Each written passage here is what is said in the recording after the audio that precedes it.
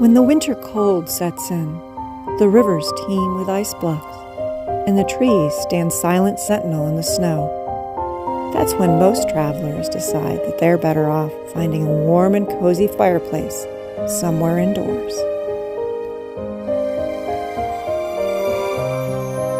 But while most people simply gaze out through those frost-etched windows during the winter months, a few hear the beckoning of the silent hills, the whispering trees, and the murmuring waters.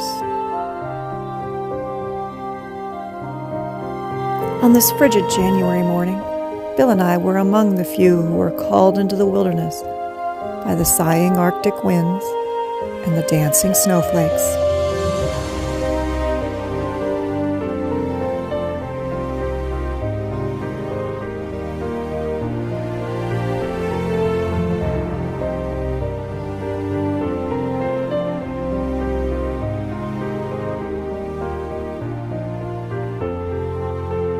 The state of Ohio is not exactly an overlander's dream.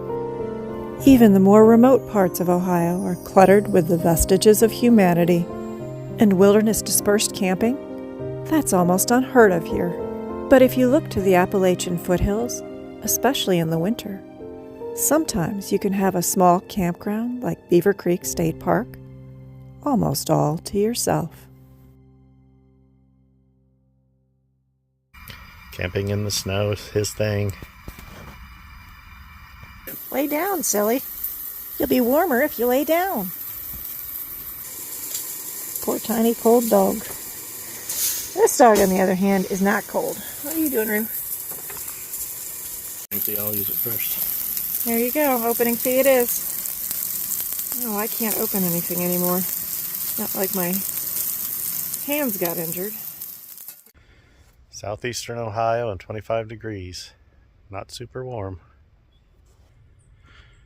There's Roo, chilling in the snow.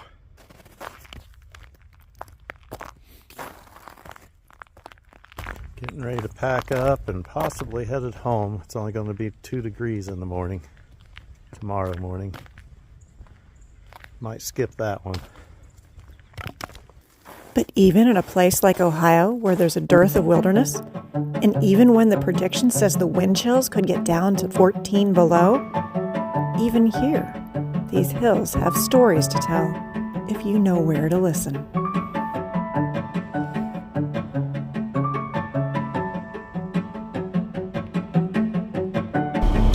Good morning. We are just getting ready to leave Beaver Creek State Park. I have this thing on my lap because for some reason he thinks he has to sit on my lap, and I keep kicking him onto Bill's lap, but he doesn't care as much for Bill's lap for who knows what reason. I wouldn't want to sit on my lap either. I probably wouldn't want to sit on your lap either. I guess I understand it a little bit, but it's kind of hard. We both got to sit on your lap. That's really weird. Thank you for sharing that pearl of wisdom. We're ready to go out and see if we can find there's a pioneer village and a mill, a grist mill here. I'm pretty sure at this time of year, since it's January, that they're not open inside the buildings, but we'll see whether we can at least walk around and check them out. So that's what we're going to do this morning, and I have no idea where we're going to go from there. Bill is actually offering me peanut M&Ms, and my answer is no. Breakfast of champions. Thank you. I think I'll stick with my Milky Way. Though I don't have a dark chocolate Milky Way, and those are my favorite. I can only find them at gas stations for some reason. I can't find them anywhere else. The gas station yesterday didn't have them. So here we go. The Beaver Creek State Park campground has 45 sites, 6 with electric. But don't expect to find any running water here. Not even in the 2 tiny cabins that at least do have heat and electric if you'd like that. The state park also has a specialized equestrian camp that has 59 primitive sites. Again, don't expect to find any potable water. The roads in the state park are pretty much all paved, but some of those paved roads are a little bit narrow and can be a little bit rough.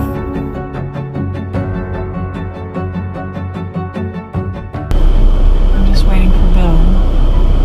He's going to walk across this bridge so that we can drive over. This is exactly the kind of thing that takes up a lot more time if you're filming. The Echo Dell Road Bridge is a one-span, 129-foot long, metal 8-panel pin-connected Pratt through-truss bridge with built-up compression members and I-bar tension members. What does that mean? I have absolutely no idea. What I do know is it's a 12.5-foot wide single-lane bridge that was built originally in 1909 or 10 by the Canton Bridge Company and was rehabilitated both in 1960 and again in 2009.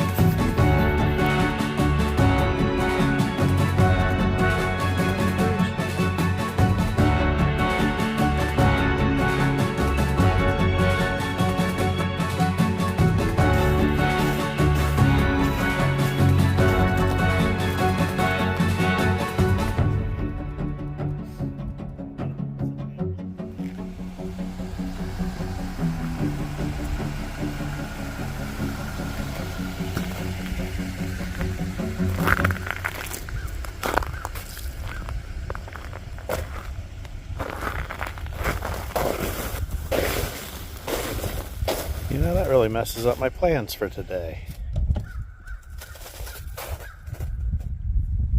Yeah, 125 Dang, here. Mary Miller taught me good.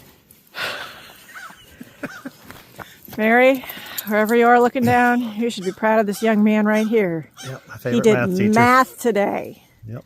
That's unusual for him. So happy. Let's get historic. Oh, there's like a... It took 20 years to build this canal with its more than 90 locks, and it only operated in its entirety for 4 years before a dam broke and damaged it beyond repair. That's pretty cool. Speed limit sign. Where? Speed limit 4 miles per hour on the top left. Oh my goodness. Is that for the canal boat or what? did he have a speedometer? I don't know, but that's pretty funny. Welcome to the Beaver Creek Pioneer Village. This 42-foot covered bridge was built in the 1870s and found a home at Beaver Creek 100 years later. Just beyond that covered bridge, you'll find a blacksmith shop and a chapel. But don't let their historic looks fool you. The chapel was built here in 1976 with the blacksmith shop in 1977.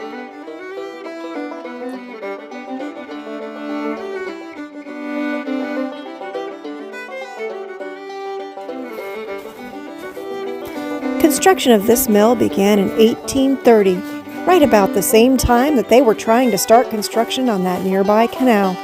It wasn't completed until 1837. Although the mill had many owners over the years, it's named after James Gaston, who purchased it in 1849. He was the individual who owned and operated it the longest. When the state of Ohio purchased this land and the mill in 1949, 100 years after James Gaston, it was greatly disintegrated. In the 1960s and early 1970s, in stepped Columbiana County's Historical Society and Forest and Parks Council, who restored the mill. If you visit this place on a summer weekend, you might even get to see it in action. Gaston's Mill is the only building that was built here back in the 1800s. The other buildings that you can find and explore here are historic recreations built in the 1970s. So you might wonder, why in the world would I want to go somewhere with a whole bunch of historic recreations? And the answer to that is because this is a fabulous, family-friendly place where everybody can learn about history and about how it would have been like living in this area in the 1800s, back in the heyday of the canal.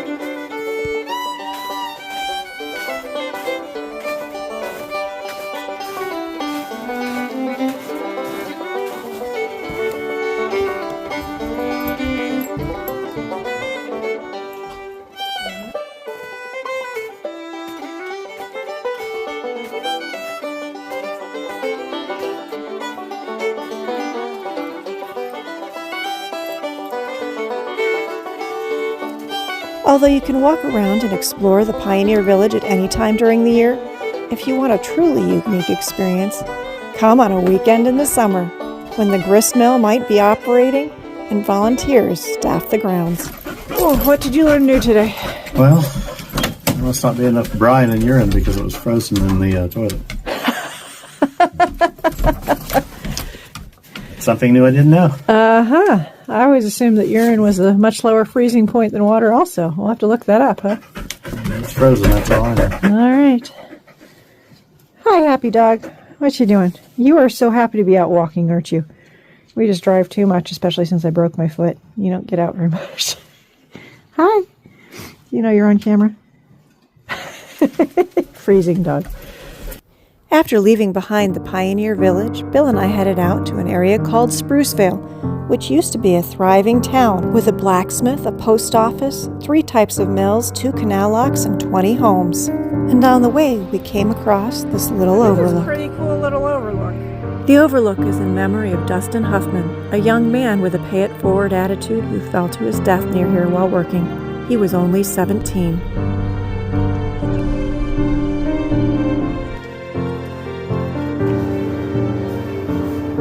The shell of Hambleton's mill, it's actually the only remnant left of that little village near Sprucevale. The houses, the blacksmith, the 2 canal locks, the post office, everything else is long gone.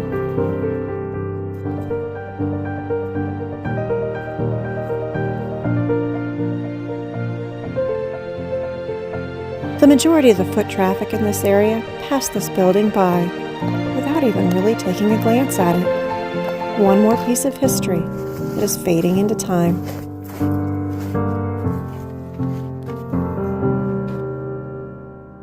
In 1813, James Hamilton built this mill on 300 acres of property that he owned with his 3 brothers. That tiny village of Sprucevale, it grew up around this mill. But when the canal closed, business here declined, and the mill was closed in 1870. Soon after, that tiny village was abandoned.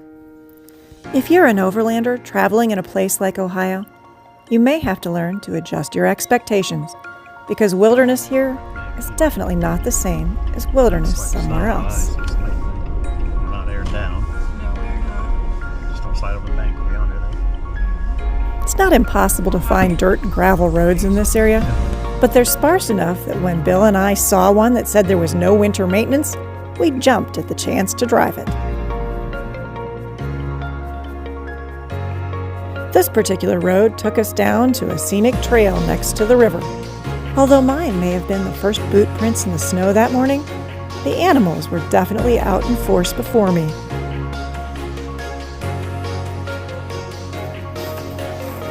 There was nothing really special about this foot trail.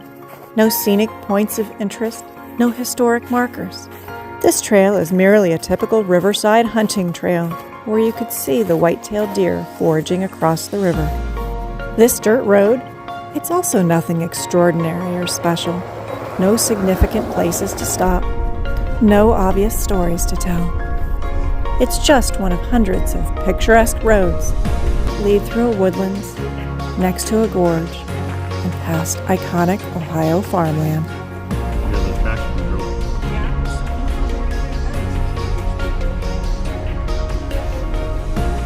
But if you live east of the Mississippi River in a populated place like Ohio, and you work full-time jobs like both Bill and I continue to do, this is exactly the kind of place that's available to you year-round.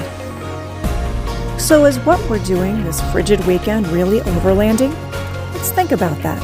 Overlanding is self-reliant travel to remote destinations where the experience of the journey, that is the primary goal. This weekend, we had taken our self-reliant Gladiator into some of the more remote Appalachian foothills of the Ohio countryside, and on the way, experienced some of the beautiful stories that can be told in these areas. More importantly, we also spent time creating our own stories and memories that we would have for years to come. So don't ever let your limited available time or the geography of your location prevent you from going out and finding all of those adventures and stories that are waiting for you.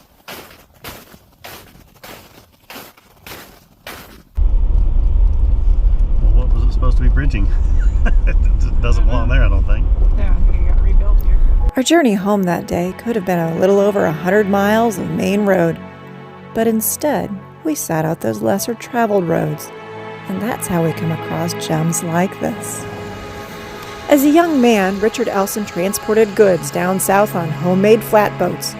After he sold everything, he would put the money in a knapsack, use it as a pillow, and walk all the way home to Virginia. When his parents moved near here in Ohio in 1830, he chose to move with them. In 1834, he and a friend bought 480 acres of land for $1,200 and laid out 60 lots for the future village of Magnolia. In that same year, he also built the Magnolia Flouring Mills grist mill, right next to the Sandy and Beaver Canal. In addition to these beautiful historic spots, we also found the Isaac Miller Inn, which now hosts a cafe called The Nest that serves fabulous food.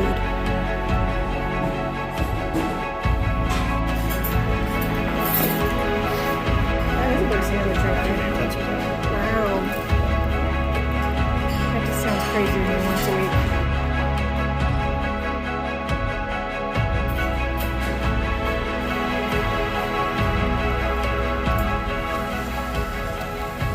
It's amazing to me how more than 100 years after somebody lived, we can still share their life story because somebody thought to write it down.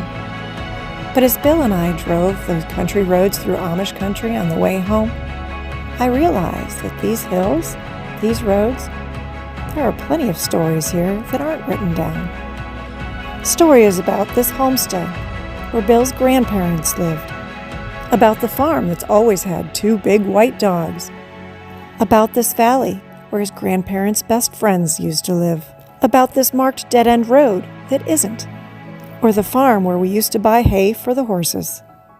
And I definitely can't leave out this church cemetery, the one that Bill used to push mow for $50 a week. Wherever you go and whatever you do, everywhere has stories to tell, if only you'll listen. And everywhere also has new stories to create. So what are you waiting for? Go out and find your own adventure.